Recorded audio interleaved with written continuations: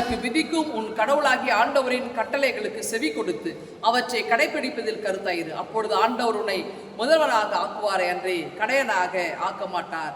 நீ உயர்வாய அன்றி தாழ்ந்து போக மாட்டாய். இறைச்சட்டம் 28ஆம் அதிகாரம் 13வது வசனம்.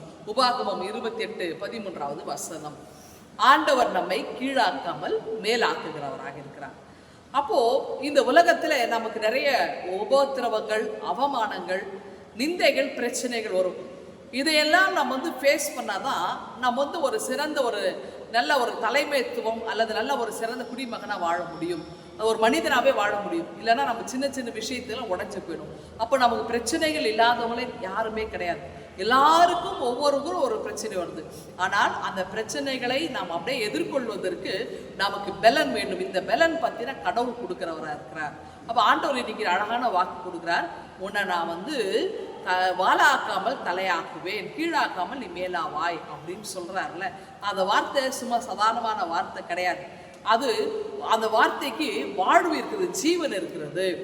ஒரு உதாரணம் பார்த்தீங்கன்னா, இந்த சென்னை பக்கத்தில் வால்டாக்ஸ் ரோட்டில் ஒரு சின்ன பிள்ளையா இருந்தோம். இன்னைக்கு நல்லா பெரியவங்களா இருக்கிறாங்க. அப்போ அவங்க இந்த சமூகத்து மேலே பயங்கர கோவம் அவங்களுக்கு. ஏன்னா அவங்களுக்கு வருமானம் இல்லை, சாலை ஓரத்தில் தான் அவங்களுடைய குடியிருப்பு இருந்தது. அப்போ இந்த சொந்தங்கள் மேலும் அக்கம் பக்கத்தில் இருக்கிற மேலும் தன்னுடைய வாழ்வின் மேலும் அவங்களுக்கு அந்த கோபம் அதிகமாக இருந்துச்சு. நான் ஏன் இந்த குடும்பத்தில் பிறந்தேன், எனக்கு ஏன் எதுவுமே அமையலை, எனக்கு ஏன் ஒரு நல்ல ஒரு வீடு இல்லை, ஒரு நல்ல ட்ரெஸ் இல்லை, ஒரு நல்ல ஸ்கூலில் என்னால் போய் படிக்க முடியல. இதெல்லாம் அவங்க ரொம்ப சமூகத்து மேலே அதிகமான கோபம் வந்தது. இந்த கோபத்தை என்ன பண்ணுவாங்கன்னா, அவங்க அந்த பந்து விளையாடுறதுல காட்டுவாங்க. கால் பந்து ஃபுட்பால் வச்சு அதை எட்டி எட்டி உதைப்பாங்க. அப்போ அந்த கோபத்தை அது மேலே காட்ட ஆரம்பிப்பாங்க. அப்போ அங்கே இருக்கிறவங்களாம் சொன்னாங்க, பொம்பளை பிள்ளை நீ இந்த ஃபுட்பாலை எட்டி உதைக்கிற, இந்த விளையாட்டெல்லாம் விளையாடக்கூடாது அப்படின்னு நிறைய பேர் கண்டிச்சிருக்கிறாங்க. அப்படி பேசுகிறாங்க பாருங்க. அவங்க மேலே கோபம். அந்த கோபத்தை உடனே என்ன பண்ணும், இந்த அம்மா பால் பயங்கரமாக அடிப்பாங்க, காலில் எடுத்து ஃபுட்பால் அடிப்பாங்க. இதை பார்த்து இருந்த ஒருவர் என்ன பண்ணால், அவங்களுக்கு ஒரு நல்ல உள்ளம் கொண்டவர் ஒரு நல்ல பயிற்சி கொடுத்து கோச்சாக இருந்து அவங்களுக்கு ட்ரைனிங் கொடுக்குறாங்க. அதோடைய விளைவு பாருங்க.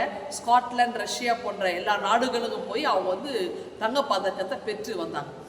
ஒரு சிறந்த அவங்களே என்ன பண்ண, அவங்கள கல்லூரியில் படிப்பதற்கெல்லாம் அவங்களுக்கு வாய்ப்பு கொடுத்து இன்னைக்கு ஒரு நல்ல நிலைமையில் இருக்கிறாங்க.